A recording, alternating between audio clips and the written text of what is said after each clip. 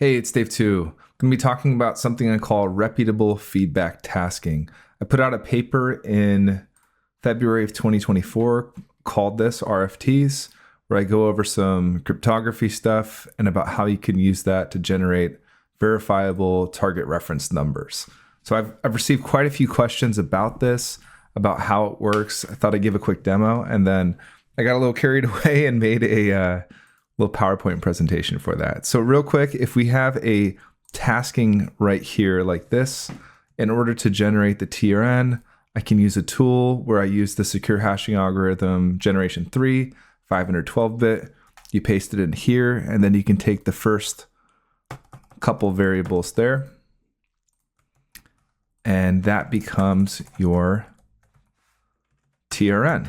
Now, the good thing is that when a viewer gets the feedback for it, they can then take this, they can go back to the website or whatever tool they want. They can place it in here and they can see, yes, the TRN that I was provided, this was in fact the tasking that the tasker intended to. They didn't swap it out on me, which is good. But it ends up solving a lot of good things with there. It's very resilient. If I type in, if I even just take off the period here, the entire hash changes down here. So highly variable, very unlikely to end up with collisions, forms uniqueness, lots of great stuff. To jump into the presentation, if that's all you needed to see, you don't need to look anymore, but I did create this big long thing just in case. It'll be fun. So if you are listening, this is more of a visual thing. So watch the video. Reputable feedback tasking, Dave 2, July 2024. What are the problems with tasking that people may not even be aware of? In scenario 1, the viewer has the feedback, they're given it. They're either given it by their teacher, their mentor, or they're working on a website that has practice targets where they already have the feedback available to them. So how it should work is the viewer only would use the TRN even though they have the full feedback in order to perform their session. But how evil viewers would work is they would read the feedback and fake a session. Why would somebody do that? They could be looking for clout to build their reputation. They could be going on Reddit saying, look at what I did, look how psychic I am. Or they could be faking progression to a teacher. So if they haven't been performing well, they could feel like they're disappointing and be faking stuff, which is not good. Example here is practice target pools. That's unavoidable. They're going to have access to the feedback already. Scenario 2 is the tasker withholds the feedback. So all they provide is that TRN. In this scenario, how it should work is the tasker provides the viewer with the intended feedback file. And how an evil tasker would work is the tasker provides the viewer with a different feedback file. And why would somebody want to do that in the first place? That's odd. They could want to delude the viewer into thinking that they are psychic. So no matter what they send, the viewer sends in, I'm going to send them back a tasking that matches to delude them in some way, or to delude the viewer into thinking they are not psychic. So if they send back something that is a targ 7, they name the target, and if there's some sort of vendetta there or agenda, they would be able to swap it out with something else to get them to think that they missed. So the goals of RFTs are to establish trust between the tasker and the viewer, to ensure the tasker believes the viewer, and to ensure the viewer believes the tasker. Very simple here. This is kind of big. We're going to go over cryptographic hashing functions, what they are. It's to perform a one-way compression function over the input, which would be the tasking text. They're great because they offer uniqueness. This uniquely identifies the content. In software engineering, we use it for uniquely identifying files, but it also has obfuscation. So it's a way to identify unique content without actually sharing the content. When passwords are stored in a database, they actually use these in order to prevent that. They use it with additional things called salt, but that's a little much for our purposes here, where we're just looking for base level obfuscation and verification. It has deterministic output. So given any one input, the output will always remain the same, which means that the viewer can then go verify the tasking based off of the TRN and the tasking text. It's highly variable. So as I showed, deleting one little character from the text changes the output in a big way. Everything changes. It's collision resistant. So in order to find two input texts that match completely, or even just for the first 8 characters, would probably be computationally infeasible. So it's going to be resistant against that. The main one that we like to use here is called secure hashing algorithm, SHA. It was started by the NSA, the National Security Agency, and the National Institute of Science and Technology, the NIST. The current generation that I'm using is SHA-3. Use the 512-bit output version, and there's a link to a tool right here that I was using that's hosted on GitHub, which is just nice. So, some hash examples. The quick brown fox jumps over the lazy dog, outputs this in SHA-3. These are hexadecimal, so the values are going to be 0 to 9 and A through F. If you see something with XYZ, which I think is on the next slide, it's not an RFT. You can't verify it. And that's just from hexadecimal format here. Now, if I just remove the period from that statement, you can see the entire hash changed completely. And that's the high variability that it has. If I have something like describe the Eiffel Tower in detail, we get that CD01F1 to start, and describe a penguin in detail provides 33689030. So instead of having to go generate random numbers, worry about, have I already used this number? Is there going to be a collision? This is just a great way to uniquely identify taskings anyway. If I were just to take this as a software engineering problem, this is the solution that I would go with. What is RFT? It's performing that cryptographic hashing function on the tasking text and using those first characters of the output to make the target reference number. An example, as on the last one, is describe the Eiffel Tower in detail. You take that function, SHA3-512, you get the hash of it, and then you turn those first 8 characters, or however many you want, into the RFT, the TRN. And I'm calling a TRN an RFT because it means that I can go verify that TRN after the fact using the tasking text. And here's the info about it being hexadecimal. Okay, what else do we got here?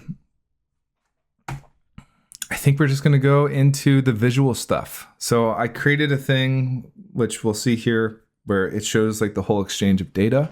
And if this makes sense to you already, no need to watch the rest of the video, but I already made it, so we're going to go do it anyway. Scenario 1, the viewer has the feedback. That's the case where the mentor or teacher is pre-sending the tasks. If you purchase a course on a website, they probably already host all of the stuff. And we're working on trust here, that I'm trusting, the tasker is trusting that the viewer is not cheating. How it should work. We have the tasker, we have the viewer. The tasker creates a tasking such as describe the Eiffel Tower in detail. They then assign it a random number, such as maybe the year and a random identifier with it. The tasker then takes that tasking, sends it to the viewer, and now the viewer has the whole tasking with them. Based on trust, we're hoping that the viewer will only use the TRN in order to go perform their session, create the session data. The viewer will take that session data, send it back to the tasker, and now they both have full copies of everything. The tasker will then look at the session data and look at the tasking and determine either, awesome, you nailed it, that was Targ 7, you did the Eiffel Tower, great work, and the viewer's happy, or they'll say, ouch, better luck next time, and the viewer is sad. Either way, the viewer is going to be okay with it because we all miss, and that's kind of the point, is to stay disconnected from the results. So how evil viewers work. You have the tasker, they make the tasking with the random number, they take it, they send it to the viewer has the tasking, and at this point, they look at the tasking and they generate fake session data based off of already knowing it. They've become evil. They're going to take that fake session data, they're going to send it to the tasker. The tasker's going to have no idea that this happened. They're going to look at it and they're going to be like, wow, Targ 7, you nailed it, the Eiffel Tower. And that is always going to happen that way because the viewer is probably always going to fake it. Not good. Scenario 2, the tasker withholds the feedback. So if a student is nailing every target, the tasker starts to get worried. They may just start sending just the TRN, be like, this is odd. So they'll withhold the feedback. And how it should work: the tasker creates the tasking, generates the random number, sends just the number over to the viewer. So the viewer now is protected. They can't possibly fake the session data. They send over that session data to the tasker. And now the tasker is the only one that has the tasking. So they will take a look at it. They either say, Targ 7, you nailed it, the Eiffel Tower, or ouch, that's a penguin. That is not the Eiffel Tower. And the viewer will be sad. From there, the tasker takes the real tasking, sends that over, and the viewer replaces the TRN with the full tasking. They're able to perform their own feedback session on it at that point. And either way, they don't care. How an evil tasker would work. I'm going to skip the whole intro. The viewer's already performed the honest session. The tasker now has the honest session. They're about to do the comparison to do that, except for they have some ulterior motive here to either convince them that they are psychic or not psychic. And they are going to insert this other tasking. They're going to swap it out. And now it says, describe this penguin in detail.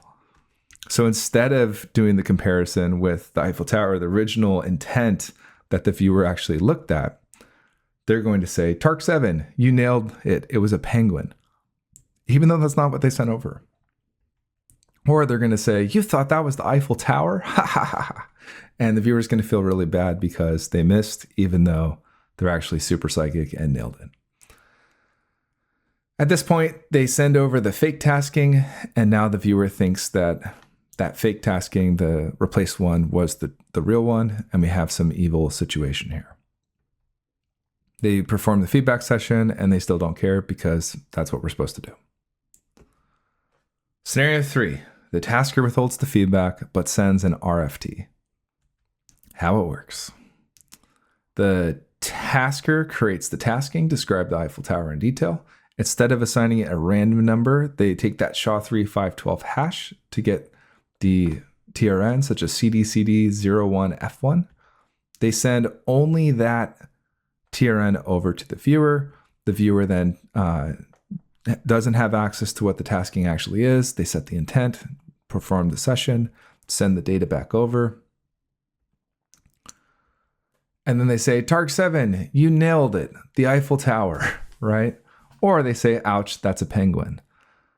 From there, the tasker takes the real tasking. They send the tasking over to the viewer. The viewer now has the full tasking. And because it has that RFT, they can go take the tasking text, describe the Eiffel Tower in detail. They can pass it to the SHA3-512 function itself, and they can verify that the TRN matches the hash digest that was generated. So they're able to know that the tasking was not switched out on them. And that results in a happy situation for both the tasker and the viewer. The end.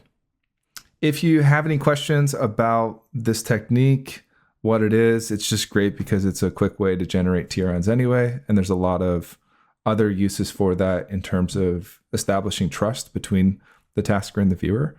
Feel free to reach out to me. I'll post links to the hashing algorithm generation thing on GitHub, to the document, and yeah, I think that's about it. I hope you find this useful, and thanks for watching.